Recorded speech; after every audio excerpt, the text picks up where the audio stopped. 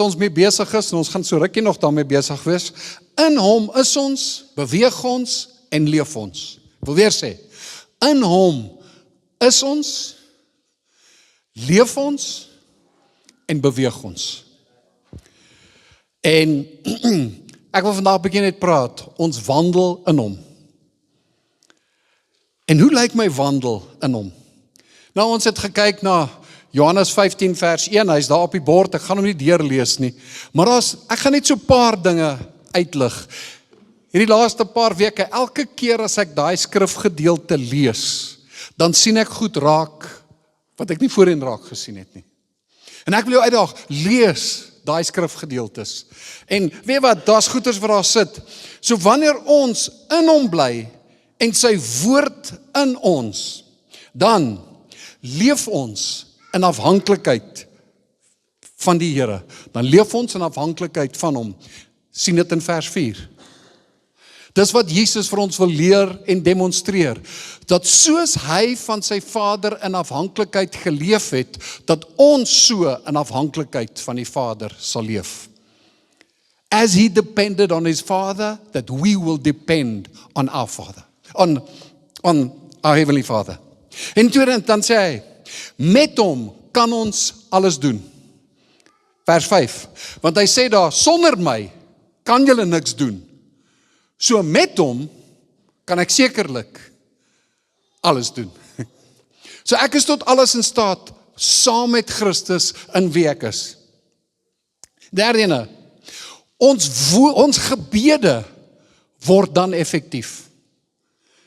Vers 7. Ons kry wat ons vra. Hoekom? Want ons is in hom. En omdat ek in hom is my begeertes belyn met sy begeertes. Want sy hart klop in my hart. Ek het 'n begeerte, ek het 'n anderster denkwyse. Dan verder, ons verheerlik God deur die vrugte wat ons dra. Vers 8. Hy sê inteendeel, hy snoei ons, want sy begeerte is dat ons nog meer vrug sal dra.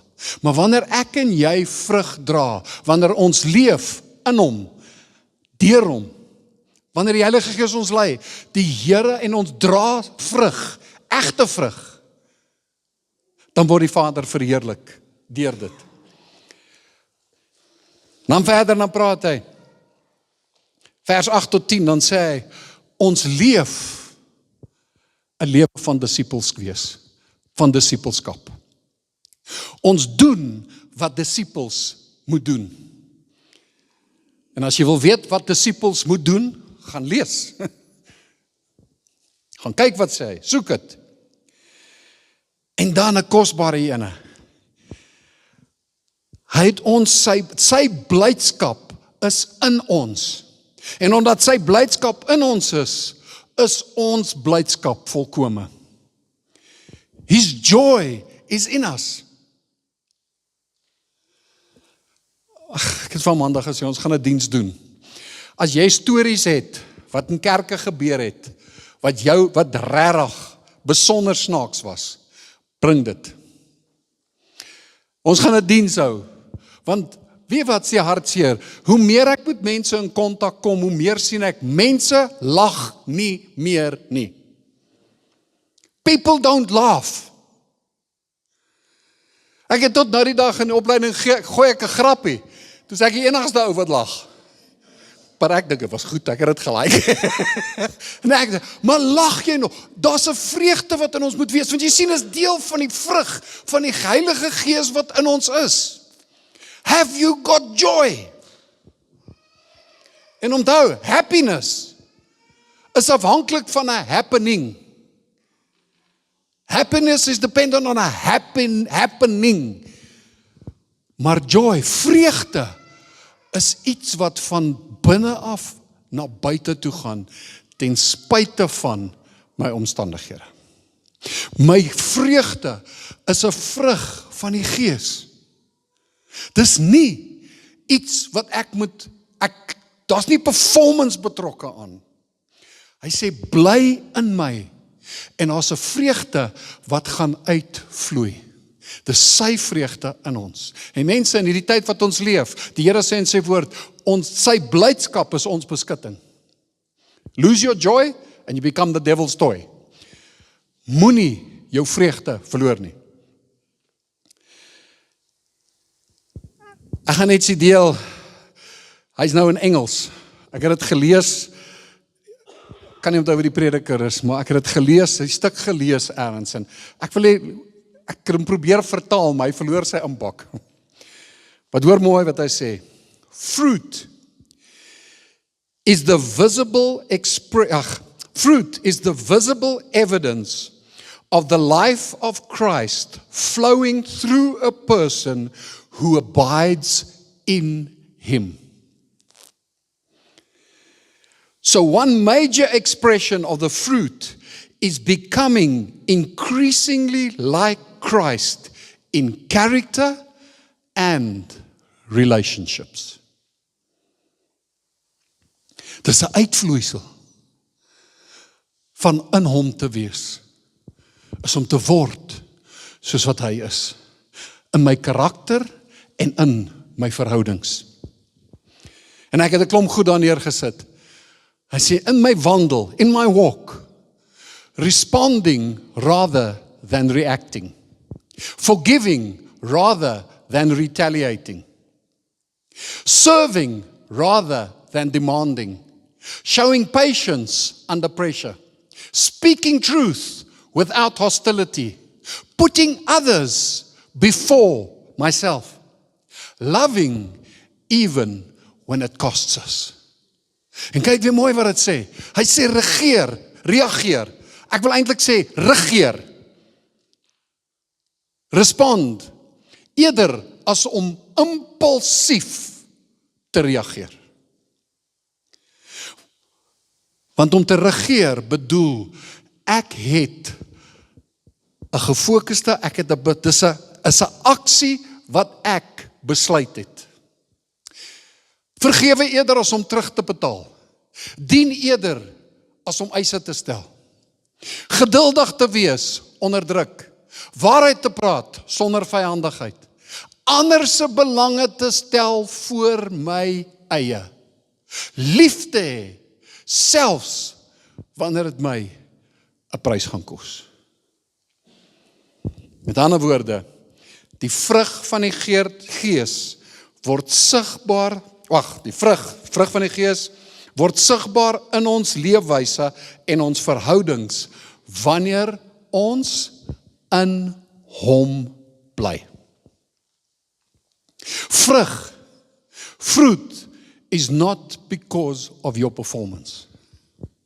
You don't manufacture the fruit. Ek vervaardig nie daai vrugte nie. Omdat ek in hom bly, is daai vrug 'n uitvloeisel van om in hom te wees. Dink ek het dit al vir julle gewys. Het jy al ooit 'n druiwetak gesien op daai priel? En daai druiwetak sê, ek gaan druiwe dra. Ag, nee, ek moet nou werk. Ek moet probeer. Ek gaan hard probeer om druiwe te dra. Ek moet druiwe dra. Nee. Dis 'n uitvloeisel van hy's in die stam. Bly in hom.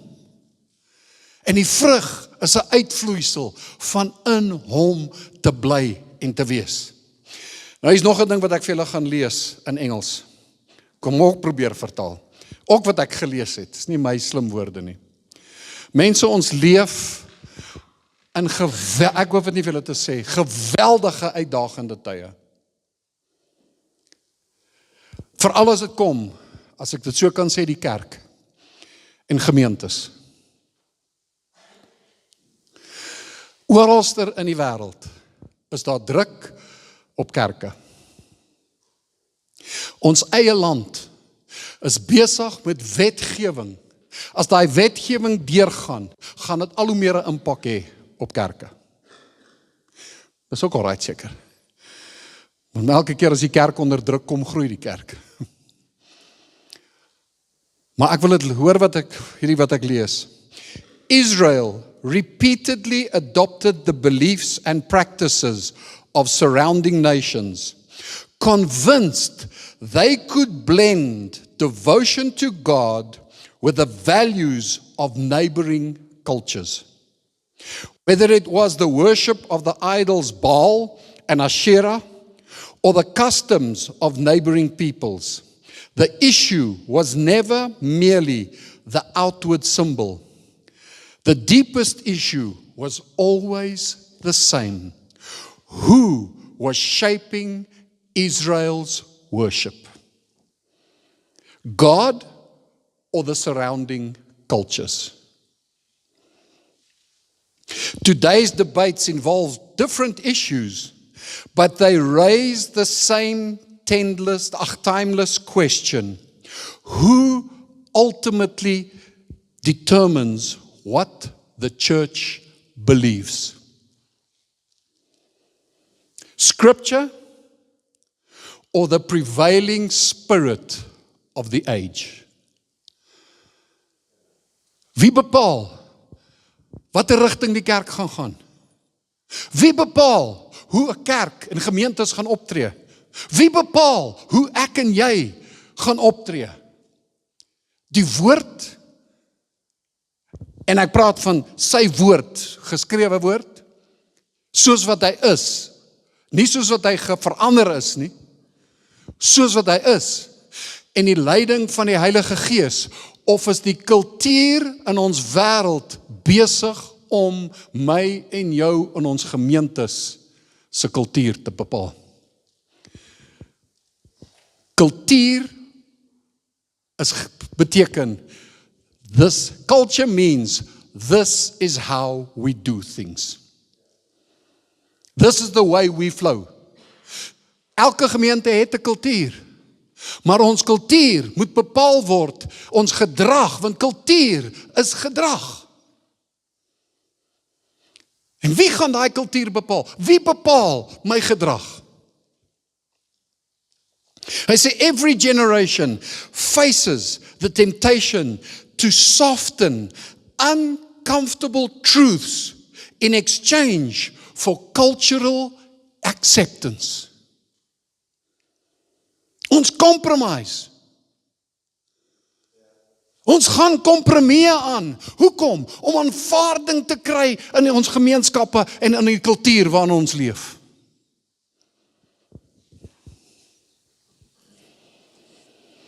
The challenge is universal. The issue is not whether the church engages culture. It must engage culture. Jesus called his followers to be in the world, not of the world. Hy sê, leef in die wêreld, maar jy word nie so deel van die wêreld, dat jy kan nie meer onderskei wie's Christen en wie's nie Christen nie.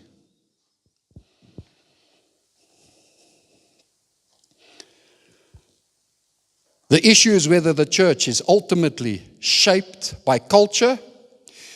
It goes to the very heart of whether the church exists to reflect Christ to the world or to reflect the world back to itself.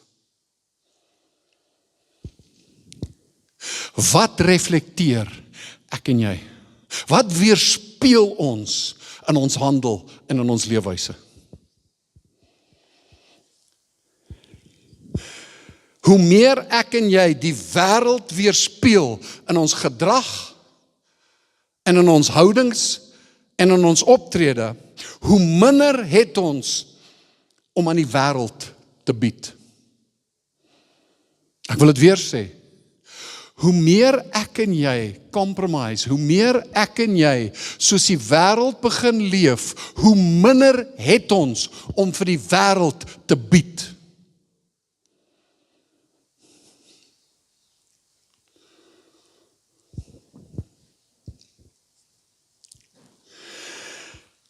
As die kerk, as ons, as kinders van die Here, bloot die samelewing se nuutste morele konsensus, ego, waarom sou iemand na ons kyk vir waarhede wat ewigheidswaarde het? Ek sien dit al hoe meer, as ek lees leierskapgoeders, goed wat gebeur wêreldwyd in kerke, dan is dit skrikwekkend. Want weet wat, al hoe meer kerke is die ego, hulle weerspieël die karakter en die kultuur van die wêreld. En ergens het Christus van die sien af verdwyn.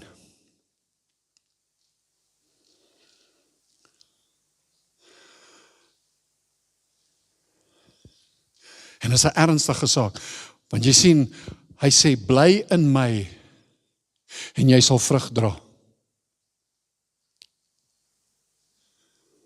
Wie is die bron van my en jou vrug?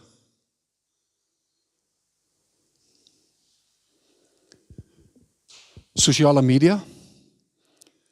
Die omgewing?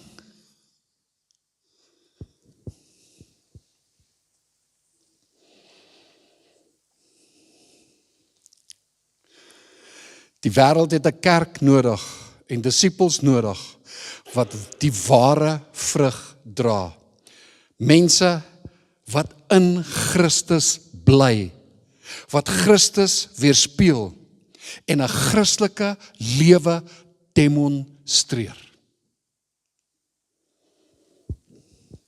Kort nie nog 'n organisasie of 'n instansie wat voortdurend met die nuutste kulturele tendense na vore kom. En daarvolgens aanpas, net om aanvaarding in die kultuur van die samelewing te probeer kry.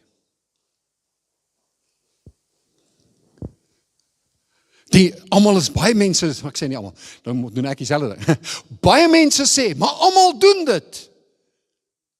Everybody's doing it. Twak man. Almal doen dit nie. Want die wat in Christus bly, wat in Christus woon, doen dit nie. En weer, ek wil sê, mense, die vrugte dra, gaan nie oor performance en jou prestasies nie. My en jou fokus moet wees, ek bly in hom.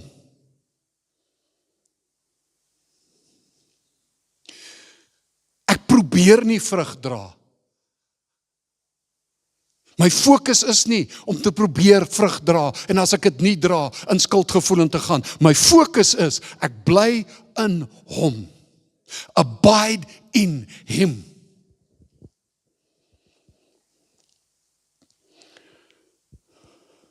Ons doel is nie om in te pas in hierdie wêreld nie.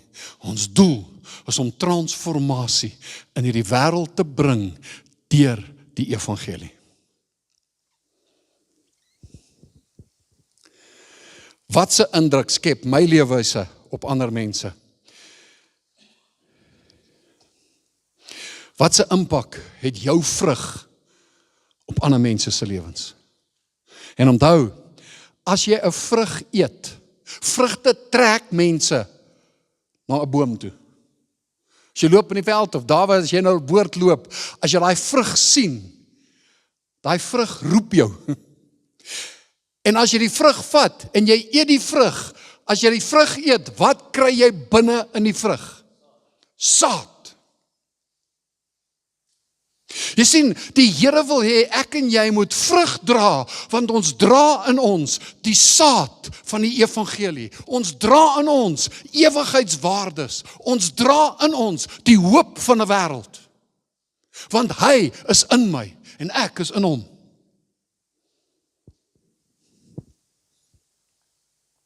So as mense jou vrug eet, wat se saad gaan hulle kry? Wat se belewenis wat hulle gaan kry wanneer hulle jou vrug eet? Ek wil weer vra, wie is die bron van my en jou vrug? Ja, dit is vir my so hartseer as ek hierdie goed sien, hoe kerke verander. Hierdie hele pride movement wat daar is, gelukkig is dit nog nie so erg, is nie so sterk in Suid-Afrika. Maar die kompromie wat ons maak van ons kansels af en in ons gemeentes. God het gesê, ek het julle geskape as man en vrou. There was no confusion in God's mind when He created man and woman.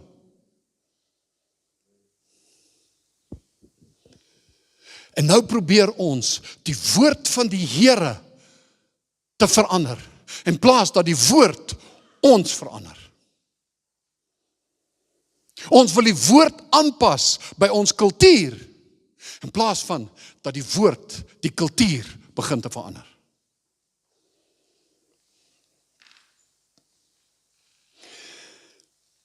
Ek gaan nie in detail daarin gaan lees weer, dit wat ons gepraat het laas week, Handelinge 10, Petrus, apostel, disipel, aan die brand vir die Here, 'n hart vir hom.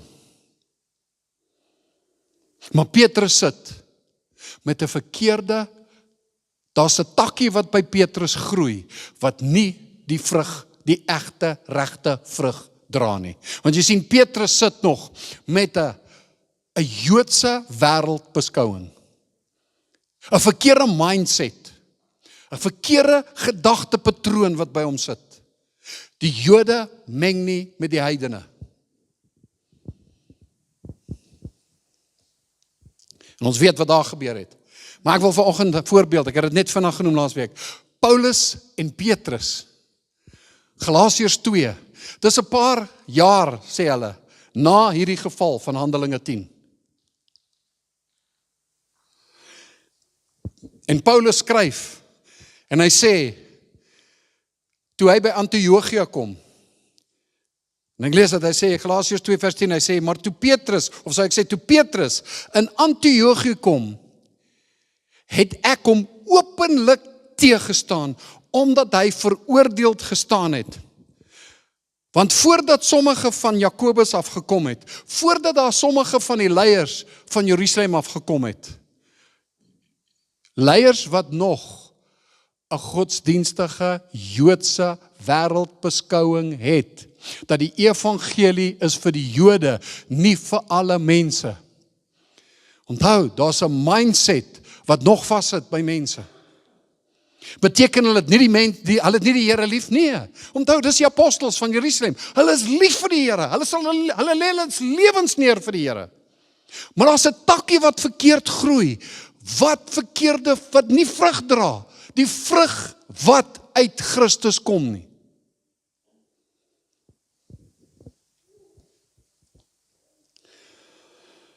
Ek gaan nie alles lees nie. Maar wat gebeur het is,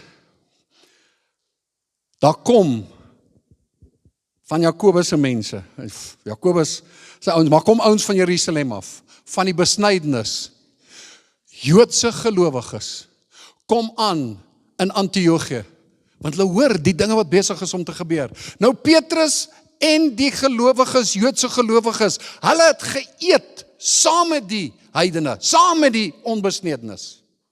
Hulle eet saam met hulle. Hulle bou 'n verhouding met hierdie ouens. En toe die ouens van hoofkantoor daar aankom, skielik staan Petrus terug. En skielik kom daar 'n skyn heiligheid in. En skielik meng Petrus nie met die heidense gelowiges nie. Onthou, hulle praat van die heidense gelowiges.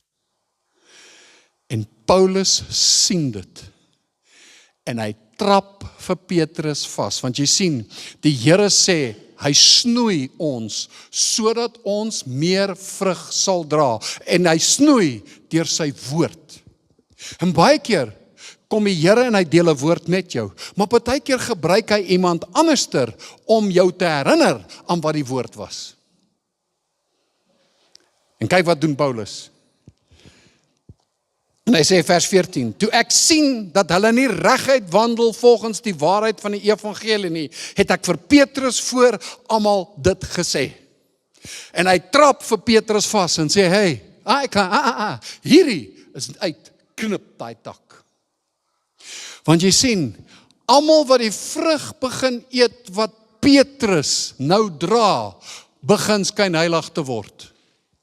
En jy lees daar, en al die ouens wat saam met Petrus was, al die Joodse gelowiges, begin te onttrek uit die etes en die byeenkomste waar die heidene is. Selfs Barnabas, wat saam met Paulus bedien, tot hy, want hulle eet 'n vrug wat se bron nie Christus was nie. En die Here sê, ons knip daai takkie. Was Petrus 'n rebel? Nee. Was Petrus lief vir die Here? Absoluut. Het Petrus 'n verkeerde teologie en glo hy nou in 'n verkeerde teologie? Nee. Inteendeel, Petrus verstaan nie teologie, want Handelinge 11 lees jy, Jerusalem het gehoor, die hoofleierskap van die apostels het gehoor van dit wat gebeur het by Cornelius se huis. En nou gaan Petrus en hy gee vir hulle terugvoer en daar breek konflik uit, daar's 'n stryery onder hulle. Soveel so, want onthou, die Here het Petrus se takkie gesnoei. En toe hy hom snoei, Petrus dra meer vrug. En die vrug wat Petrus dra, hy kom by die leiers van Jerusalem en hy sê, dis wat die evangelie sê. Hier's vrug en hulle eet van Petrus se vrug. En is vrug wat kom uit Christus uit. Is 'n Christelike gedrag. Dis 'n openbaring wat Petrus kom deel, want hy's in Christus en dit verander die leierskap in Jerusalem. Want wanneer jy in Christus bly, gaan jy vrug dra wat Christus weerspieël. En die leierskap, iets gebeur toe hulle daai vrugte eet en hulle kom by daai saad uit. Toe hulle weer kyk, sê hulle, dis reg. Petrus, yes. Die evangelie is vir die mensdom.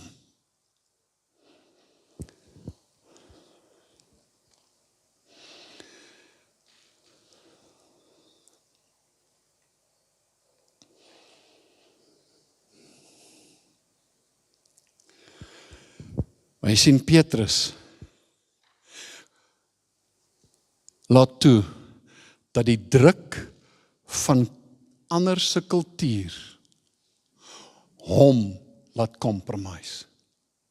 Die druk op Petrus omdat daar 'n vrees in sy binneste opstaan. Vrees is nie die probleem. Ek en jy, ek kan nie vrees baie keer nie. Maar ek kan keer dat dit 'n invloed het. Want jy sien, 2 Timoteus 1:7 sê, die Here het vir my en jou nie 'n gees van vreesagtigheid gegee nie, maar 'n gees van krag, liefde, selfbeheersing. En vir 'n oomblik is Petrus se fokus nie op die Here nie, en hy fokus op performance. Petrus probeer uit sy eie vrug te dra. En die Here sê, Johannes 15, julle kan nie vrug dra uit julle eie uit nie. Want wanneer dit uit my eie uitkom, dan word dit 'n self-performance. En die vrug wat ek dan dra, en die gedrag wat na vore kom, is nie die vrug wat uit Christus kom nie. En ons compromise, en ons laat toe, die Here sê, do not be conformed to this age, this world. Met ander woorde, do not be conformed to the values, the cultures, the teachings, whatever jy dit wil noem, of this age, of this world. Hoekom kompromieer ons al hoe meer in die kerk? Paartjies bly saam. Saam bly is niks. Saam slaap is niks nie. Dis saam lê en wakker wees wat die moeilikheid is.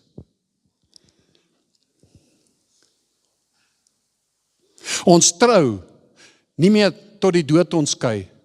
Ons trou en beloof tot ons skei. En mense asseblief, ek piek nie vanoggend, moenie my verkeerd verstaan. Ek piek nie op mense wat deur egskeidings is nie. Daar gebeur goed. Maar al hoe meer mense skei te maklik vandag. Mense hanteer nie 'n huweliksverhouding met vrug van die Gees, met vrug wat uit die Here uitkom nie. Manne staan nie hulle plek vol in hulle huise nie. Ons kan nog baie daaroor praat. Ek wil jou vra, wat vorm my en jou vrugte wanneer ons geloof bots met die verwagtinge wat in ons kultuur is? Wanneer jy by die werk is en die vrug in jou bots met die kultuur wat daar buite is, gaan ek fokus op bly in hom.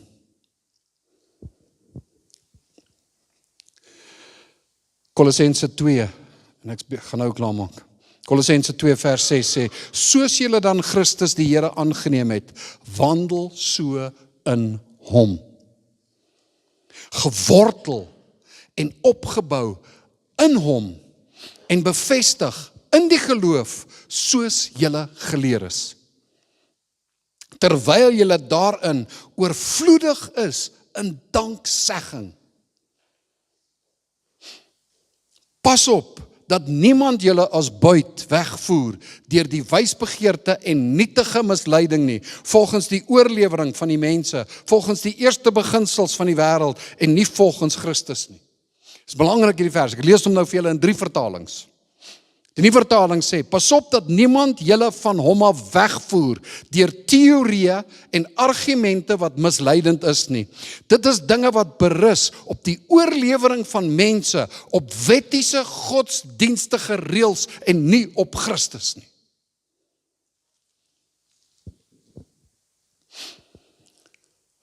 Amplified sê, as you have therefore received Christ, even Jesus the Lord, so walk, regulate your lives and conduct yourselves in union with and conformity to Him. Have the roots of your being firmly and deeply planted in Him, fixed and founded in Him. Be continually built up in Him, becoming increasingly more confirmed and established in the faith as you were taught, abounding and overflowing in it with thanksgiving. See to it that no one carries you off as spoil or makes you yourselves captive by his so-called philosophy and intellectualism and vain deceit, idle fancies and plain nonsense, following human tradition, men's ideas of the material rather than the spiritual word, just crude notions, following the rudimentary and elemental teachings of the universe and disregarding the teachings of Christ, the Messiah. Pas op dat mense jou nie wegvoer met hulle teorieë en argumente nie. En dis wat gebeur in ons kerke en onder gelowiges. Mense word weggevoer deur mense se filosofieë, teorieë en argumente. Jou fokus is nie op bly in hom nie. Jou fokus is op die wêreld.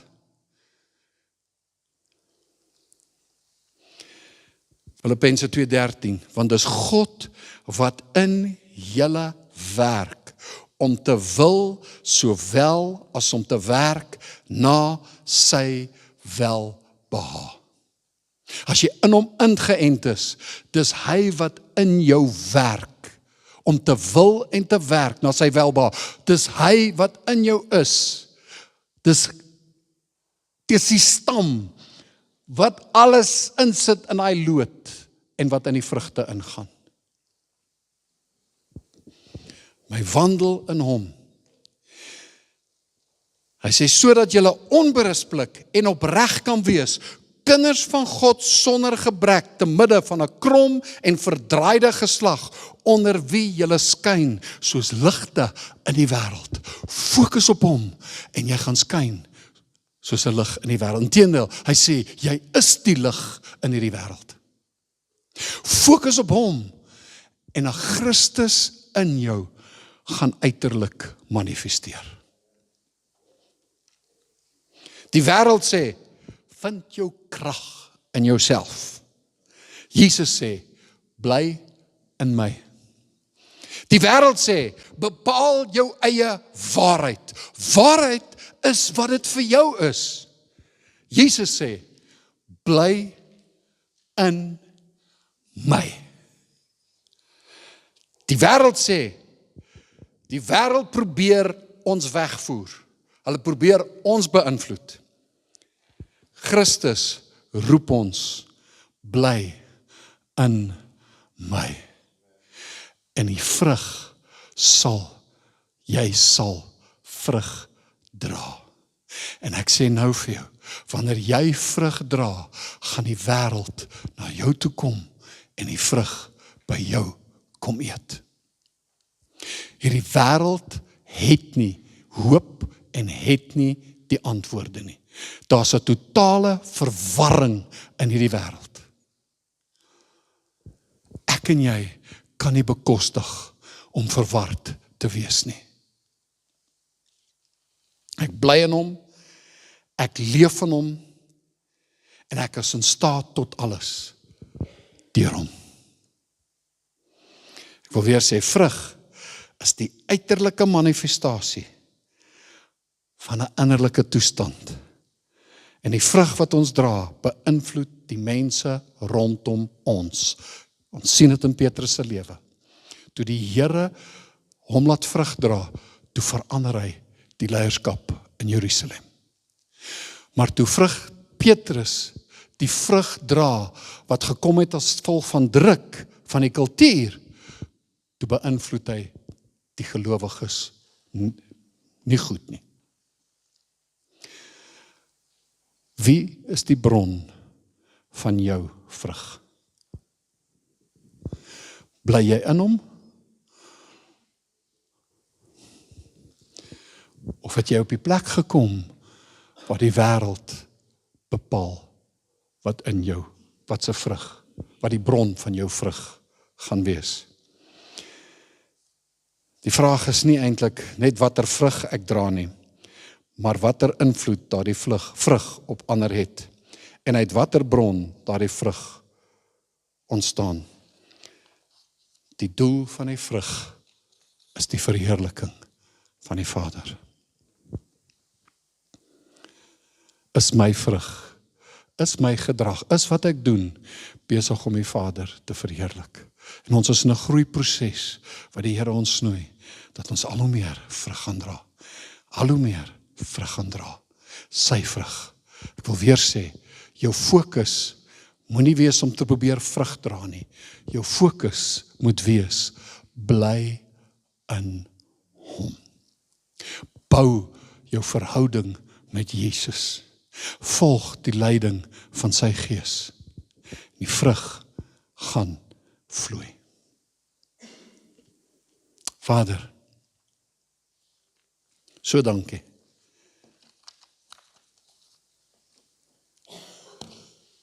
Dat as ons luister na hierdie woord, dan sê ons dalk, Here, hoe gaan ek dit regkry? En Here, dan hoor ek net, hoe sê U Gees, maklik. Deur Christus. Want Here, U woord sê vir ons, ek is tot alles in staat, deur Christus Jesus, wat my die krag gaan gee.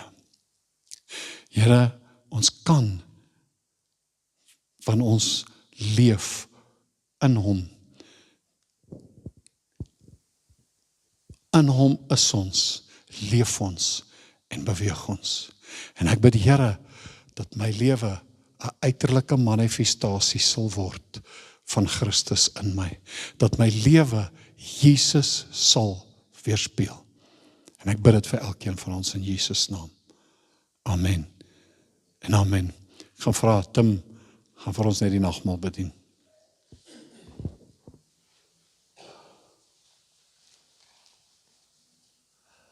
Dankie, Laurens.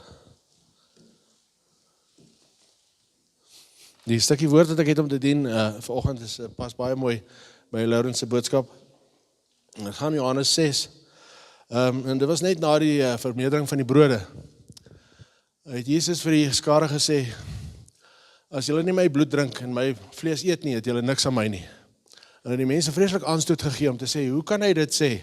Hulle het nie verstaan wat bedoel hy nie. Toe, net na die vermeerdering van die brode, was die mense so beïndruk met Jesus, hulle wou hom met geweld koning maak. So hulle het definitief geglo. Hulle het gedink, hierdie is die man vir wie ons gewag het. Hy het gesê, julle glo net in my, omdat julle geëet het wat ek vir julle gegee het.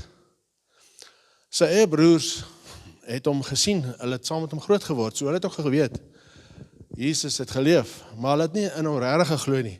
Hulle het hom gesê, wys vir ons, gaan wys nog van die mense van jou wonderwerke. En die Here het geweet, hulle glo nie in hom nie. So, hoe word ons, wat het die Here gesê, hoe moet ons sy bloed eet, sy bloed drink en sy vlees eet? Hy het gesê, ek is die brood wat uit die hemel uitgekom het. En dit is net slegs deur sy gees. So die vraag is, probeer ons in Jesus glo, of is Jesus in ons? Ons moet baie keer kan die Here 'n gebed van jou beantwoord, en jy sê, joh, ek kan sien die Here leef, kyk wat het hy vir my gedoen, dan is hy nog steeds nie in jou nie. Want jy wil hê die Here moet perform, sodat jy kan aanhou glo. Die Here sê, laat my jou vul met my gees, dan word jy een met my. Sodat as jy eendag is die Here by die Here kom, nie gaan weg van my, ek ken jou nie, want jy is een met hom. Julle is een, julle is saam. En ons moet nie bang wees om daai ding te glo nie, want die duiwel kom sê vir ons, nee, jy kan nie sê die Here is in jou nie, dis 'n bietjie heavy. Sien so, dis hoe dit moet wees.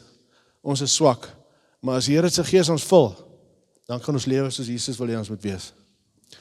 So, ons gaan nou hierdie nagmaal bedien, om te sê, ons identifiseer met die pad wat Jesus geloop het, want hy moes ook sterf, en hy moes oorwin, oor sy eie vrees vir alles in neerlê, die Vader gehoorsaam wees, hy verwag dit van ons, lê jou lewe neer, sodat jy saam met hom kan opstaan, en dit is die doel van hierdie, om ons heeltyd daarna terug te bring, en te sê, dis die beginsel waarvoor die evangelie is, om te sê, jy leef nie meer nie, Jesus lewe nou in jou. So ek gaan net lees in Lukas 22. Daarop neem hy die brood, en nadat hy gedank het, breek hy dit en gee dit aan hulle en sê, dit is my liggaam wat vir julle gegee word. Doen dit tot my gedagtenis. Net so neem hy ook die beker na die maaltyd en sê, hierdie beker is die Nuwe Testament in my bloed, wat vir julle uitgestort word. So, ek gaan nou bid en vra dat die Here ons sal vul met sy gees, en met hierdie aksie gaan ons dit deel maak van ons om te sê, Here, soos wat U ons vul met U gees, kan ons leef soos wat U wil hê, ons moet in Christus leef. Hemelse Vader, ons kom met dankbaarheid. Ons dank U dat U vir ons alles gegee het, dat U niks terughou nie. Dankie vir die gees. Ek vra dat U ons sal vul met die gees, sodat ons die wil van die Vader kan doen. Dat ons nie mens sal wees nie, maar dat ons Jesus sal wees. Ek bid dit in Jesus naam. Amen.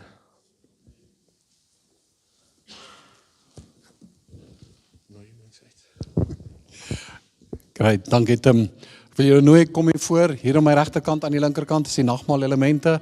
Kom haal nagmaal, kom bedien jou vrou, bedien jou man. En as jy die Here op jou hart lê om net te gaan bid vir iemand, doen dit, gaan deel met hulle 'n nagmaal. Maar kom asseblief vorentoe en kom ons geniet en kom ons gebruik hierdie nagmaal saam. I got nothing new. How could I express all my gratitude? I could sing these songs as I often do,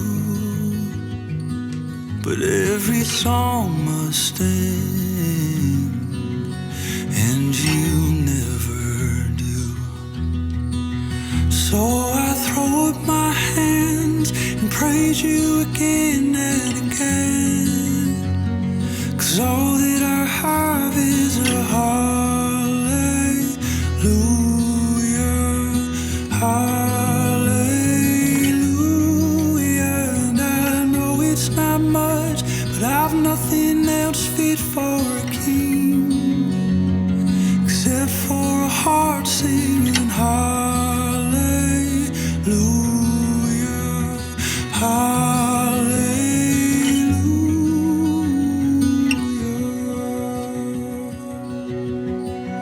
I've got one response, I've got just one move. With my arms stretched wide, I will worship you. So I throw up my hands and praise you again and again. 'Cause all that I have is a hallelujah, hallelujah.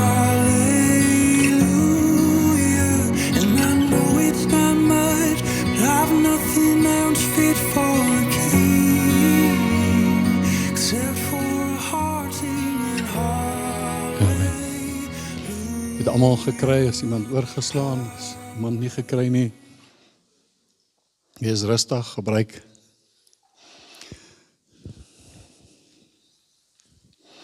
Ek wil jou regtig uitdaag, as jy kom Sondag, vra vir die Here, waar wil U my vanoggend gebruik?